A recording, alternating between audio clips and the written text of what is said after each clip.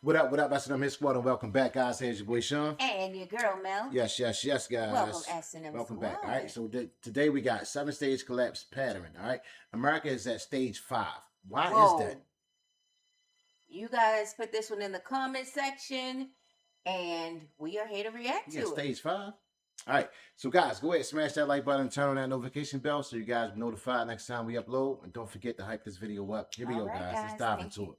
There's a pattern in history that has destroyed 3 global superpowers in the last 500 years. And right now in 2025, the United States is following that exact same pattern stage by stage, decision by decision, almost like we're reading from the same script that led to catastrophe every single time before. In 1590, Spain was the richest empire on earth. They controlled half the world's gold and silver. Their military dominated Europe. Their currency was accepted everywhere. Within 80 years, they were bankrupt, a second-rate power that never recovered. In 1914, Britain ruled the largest empire in human history. The sun never set on British territory. The pound sterling was the global reserve currency. Within 40 years, the empire was gone. The currency collapsed. They became America's junior partner. In 1991, the Soviet Union was the other superpower. Nuclear weapons, global influence, satellites spanning the globe. It ceased to exist in 900 days. Not from war, but from economic implosion. 3 times. 3 superpowers. 3 complete collapses, all following the exact same sequence. And here's what should terrify you. The United States has already completed 5 of the 7 stages. We're not approaching the pattern. We're deep inside it. This is the story of how empires die, why they always think they're different, and why the math says that the United States is next. And it's happening faster than anyone wants to admit. Before we go through the pattern, you need to understand what imperial collapse actually looks like. Not in textbooks, but in practice. What it means when a superpower dies. Imperial collapse doesn't start with invasion or military defeat. It starts with economic exhaustion. The empire extends beyond its ability to maintain itself. Military bases in 150 countries, wars on multiple fronts, promises it cannot keep, debts it cannot repay. At first, the decline is invisible. The currency still works, the military still wins battles, the government still makes promises. But beneath the surface, the foundation is cracking, resources are misallocated, productive capacity shrinks, the best and brightest people leave, and then comes the acceleration. Allies start hedging, enemies test boundaries, trade partners seek alternatives, the reserve currency status erodes, and suddenly the advantages that made you powerful become vulnerabilities. Your currency once demanded by everyone comes flooding back home. Your military spread across the world becomes unsustainable. Your promises once guaranteed by strength become empty words. That's not theoretical.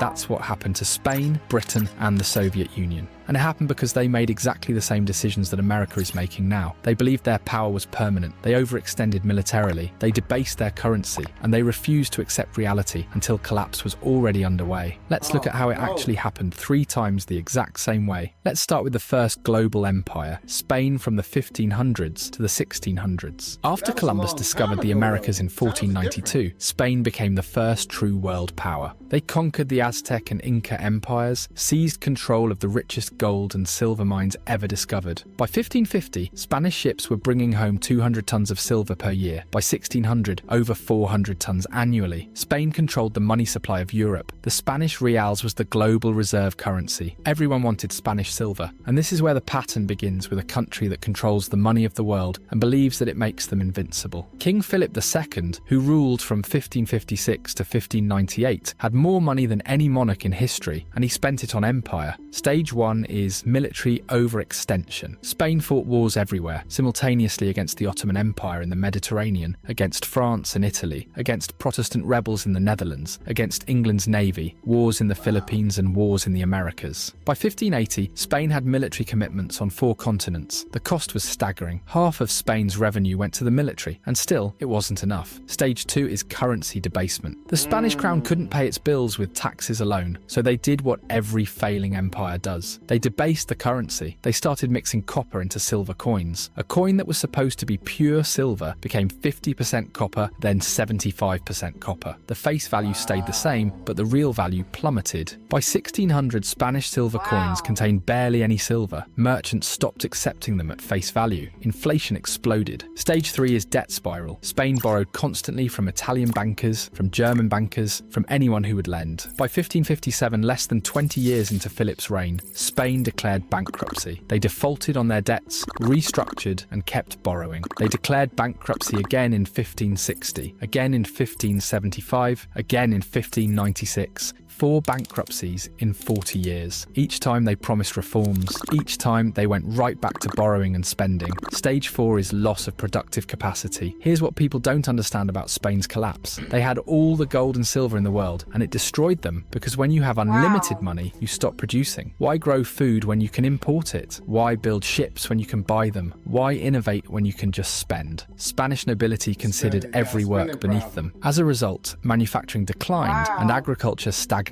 All the wealth flowed to importing goods from other countries. The gold and silver that came from the Americas went straight back out to pay for French wine, Italian silk, and Dutch goods. Spain became a conduit. Wealth flowed through them, but none of it stayed. By 1600, Spain was producing almost nothing. They were entirely dependent on imports, entirely dependent on silver to pay for everything. And when the silver mines began to deplete, when production dropped, the entire system collapsed. Stage 5 is social decay. With a failing economy, crime exploded. Beggars filled the streets of Madrid. Productive citizens immigrated. The best minds left for France, England, and the Netherlands. The countries that were building, creating, and growing. Spain was left with bureaucrats, soldiers, and priests. No one was creating wealth. Everyone was consuming it. By 1640, Spain lost Portugal. By 1650, they lost the Netherlands, their richest territory. And by 1700, the Spanish Empire was a shell, still large on paper, but economically dead. They went from the world's superpower to a secondary power in less than a century, and they never recovered. Spain today is a regional European country, pleasant, cultured, but irrelevant on the world stage. The descendants of the conquistadors are a tourist destination. That's what imperial collapse looks like. Let's jump forward 300 years. It's Britain in the 1900s, the empire where the sun never set. At its peak, Britain controlled 25% of the world's land surface, 400 million subjects. The pound sterling was the global reserve currency. Every major trade contract was denominated in pounds. Every central bank held British bonds. London was the financial centre of the world. And just like Spain 300 years earlier, they believed it was permanent, but they were already following the pattern. Stage 1, the military overextension.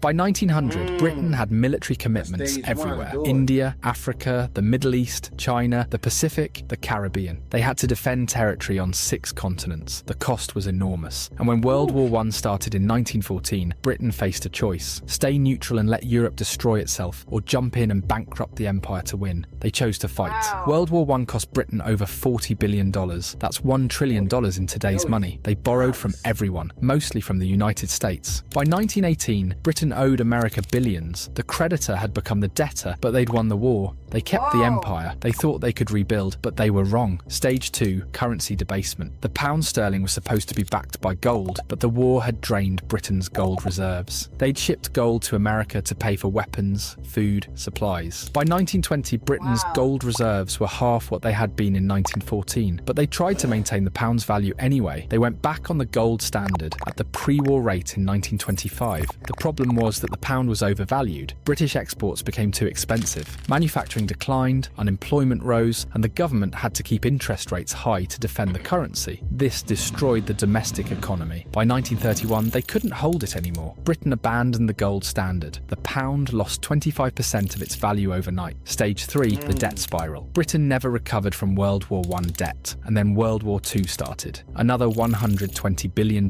in costs, more borrowing from America. By 1945, Britain owed the United States and Canada over $30 billion more than Britain's entire GDP. The war was won, but the empire was finished. They couldn't defend it anymore, couldn't afford it, couldn't maintain it. Stage 4, the loss of empire. In 1947, Britain gave up India, the crown jewel, and the source of wealth for 200 years gone. Over the next 20 years, they lost everything: Africa, Middle East, Southeast Asia, and the Caribbean. By 1970, the British Empire existed only in history books. Stage 5, the currency collapse. The pound kept falling. In 1940, £1 equaled $403. By 1950, $280.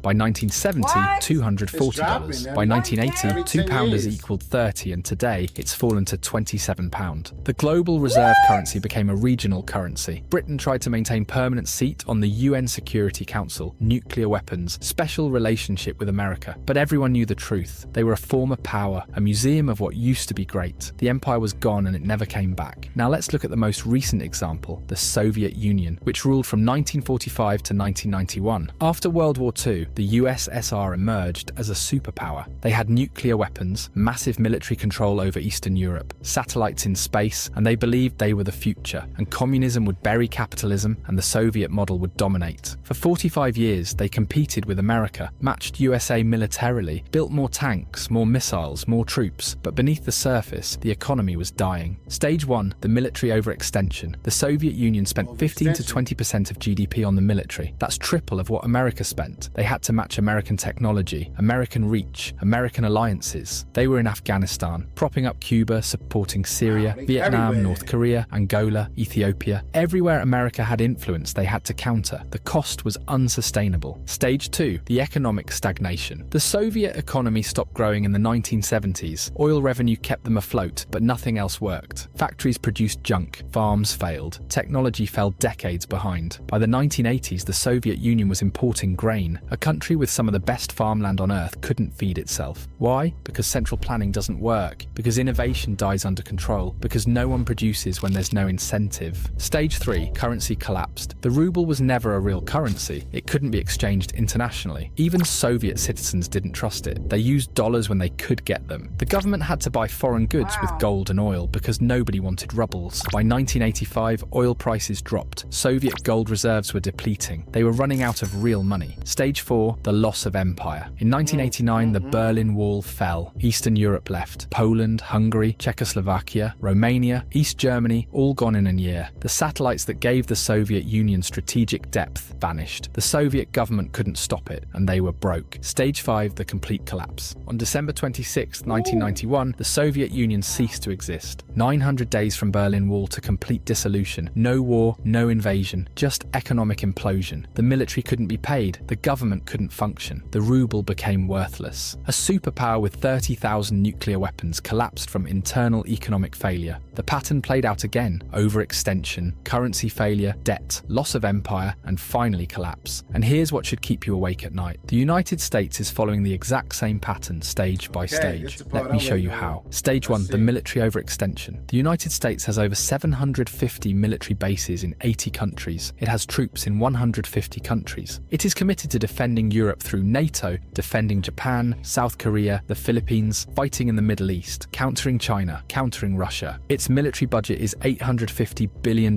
annually, more than the next 10 countries combined. But the equipment is aging, recruitment is down, and USA has commitments it cannot fulfill. If China invades Taiwan, if Russia pushes into NATO territory, if Iran closes the Persian Gulf, it cannot respond to all of it simultaneously. USA is overextended, just like Spain, just like Britain, just like the USSR. Stage 2, the currency debasement. In 1971, Nixon closed the gold window. The dollar became pure fiat currency. Since 2000, the money supply has increased 400%. Since 2020, USA has printed over $6 trillion. The dollar has lost 98% of its purchasing power since 1971. USA is not mixing copper into silver coins. It is just printing unlimited paper. The mechanism is different, but the result is the same. Stage 3, the debt spiral. The United States owes $36 trillion, and that's 120% of the GDP. Interest payments alone are approaching $1 trillion per year. It is spending more on interest than on defense. The economy runs deficits every year. $1.8 trillion in 2024 in a growing economy. During peacetime, it borrows to pay interest on previous borrowing. That's the definition of a debt spiral. Spain defaulted 4 times. Britain borrowed until it collapsed. The USSR ran out of money. America is on the same path. Stage 4, the loss of productive capacity. America doesn't make things anymore. It designs, finance, and consumes, but don't produce. Its manufacturing base has been gutted, shipped to China, Mexico, and Vietnam. USA imports $800 billion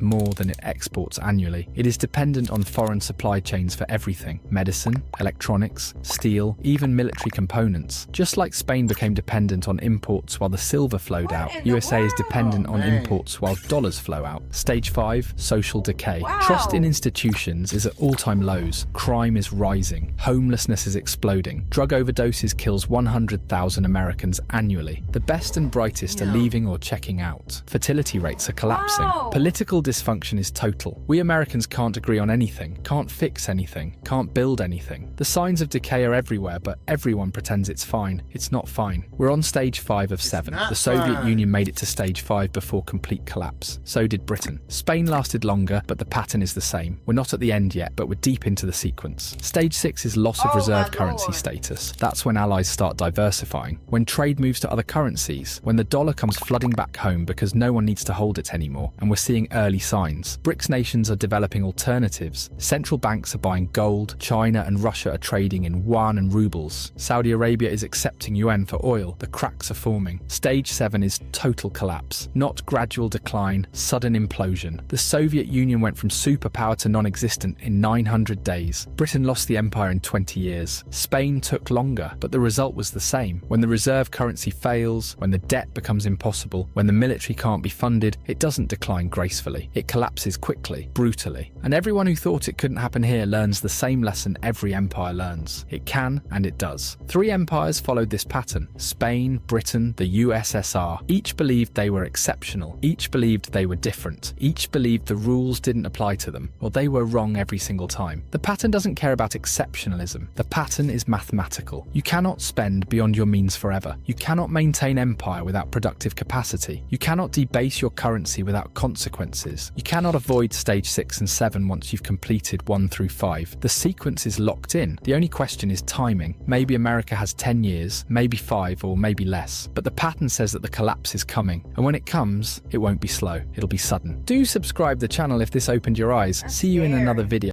Wow. That is very scary. Wow.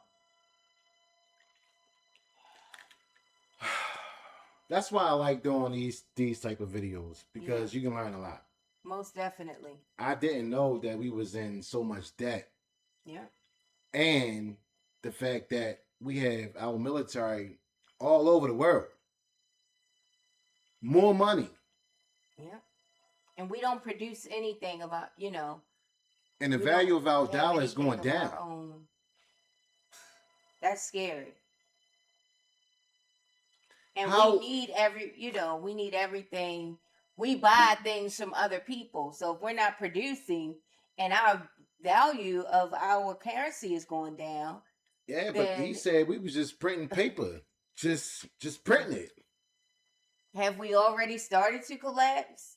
I mean, people are working just to pay bills. Paycheck to paycheck. People are losing their homes, their everything. Like, it's just crazy. And that's why I think that our leadership should try to avoid war. No more new wars. We just cannot afford it. And we are in huge debt. Man, I think he said 136 trillion. What in the world? How did we get here? We need to straighten up and fly right. Something. This is like, Man. it's scary, And Yeah, they're because they're saying that, people are leaving the United States, people who can afford to leave and, know and understand what's happening. right. They're flying up out of here. And like tourism is down. People are not coming here to visit the United States of America. Like everything is falling to the ground right before our eyes. And it's like no one is like really talking about it. I mean, if we are on this pattern with the other 3 countries that, that was falling, that's a bad sign. And That's we a very are bad a part sign. of the BRICS. Like these other countries are joining forces together. And it's like we done reached out that's to an alliance right there, We're not a part of it. I know we reached out to other countries and everyone basically told us no. So it's like we on our own. And think about like now when you put gas in your car, this gas isn't real. Man. A half a tank isn't a half a tank. I'm telling you. It's mixed with you something. drive one day Or if you fill a tank up, you're down to a half in about 2 days. Like, this isn't like they're mixing it. They're doing something, but we're definitely paying more for less. Wow, guys. People aren't buying homes. The rich, they're okay. But it's like, is there even a middle class anymore? Yeah, but how do we turn this around? Because it got to be a way that we can turn this around. We're too divided. Because the last time I heard, the commander-in-chief was like, we're winning. We just can't stop winning. But, We need to, really? I was always told as a kid to believe none of what I hear and only half of what I see. So I don't believe anything of what I hear. I'm just looking at what's going on around me and what's, other people's experiences at this moment. Well, and it's like, wow. You know what, guys? Praying we are headed straight to the, it's like the great fall. Yeah, it's like we are falling. Guys, go ahead and smash that like button. Give this video a big fat thumbs up and also get inside the comment section. Thank you guys for dropping this video off inside the comment section. Absolutely. We're going to try to do our best to bring y'all daily content. With that being said, guys, we're going to go ahead and sign off. Peace, love, and blessings. We love you guys. Love and blessings. Peace.